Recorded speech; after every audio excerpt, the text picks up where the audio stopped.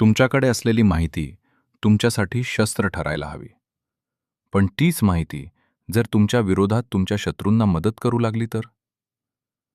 जर लोकांना हे माहीत असेल की तुम्ही काय विचार करत आहात, तर ते तुम्हाला तुमच्याच जाळ्यात अडकवू शकतात. तुमचा हेतू कधीच उघड करू नका. हे शिकवणारा सत्तेच्या खेळातील हा तिसरा नियम तुम्हाला अदृश्य व्हायला शिकवेल.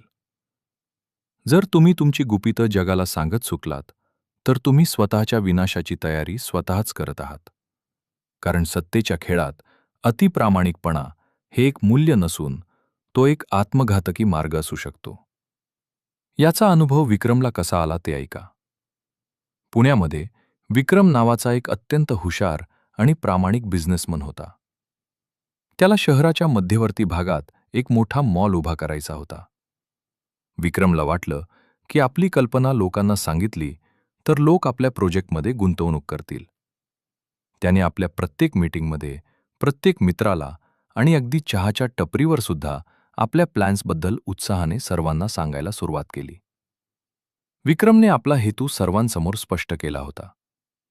पण तिथेच अभय नावाचा एक शांत आणि धूर्त प्रतिस्पर्धी होता. अभयने विक्रमचे सर्व प्लॅन्स शांतपणे ऐकले. ज्या जमिनीवर विक्रम मॉल बांधणार होता, अभयने गुपचूप तिथल्या जमीनदारांशी संपर्क साधला आणि चढ्या दराने ती जमीन आधीच विकत घेतली.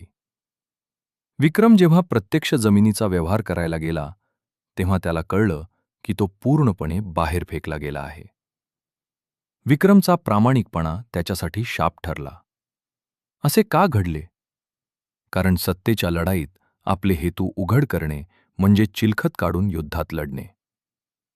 जर लोकांना तुमचे पुढचे पाऊल माहीत नसेल, तर ते तुमच्या विरोधात रणनीती आखू शकत नाहीत.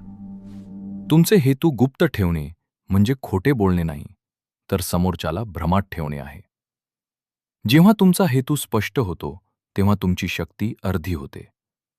कारण तुम्हाला असणारे ॲडव्हान्टेज तुम्ही गमावून बसता. मानवी मेंदू नेहमी पॅटर्न शोधण्याचा प्रयत्न करतो. जेव्हा तुम्ही अपूर्ण किंवा चुकीची माहिती देता, तेव्हा समोरच्या व्यक्तीचा मेंदू त्या माहितीचे स्वतःचे अर्थ लावायला लागतो. याला मॅनिप्युलेशन म्हणतात. समोरच्याला इतक्या माहितीच्या धुराड्यात अडकवून ठेवा की त्यांना तुमची खरी चाल कधीच दिसणार नाही. गूढ राहणे हे सत्तेच्या लढाईमधील सर्वात प्रभावी शस्त्र आहे. तुमचा नेमका हेतू काय असतो हे तुम्ही गुप्त ठेवता?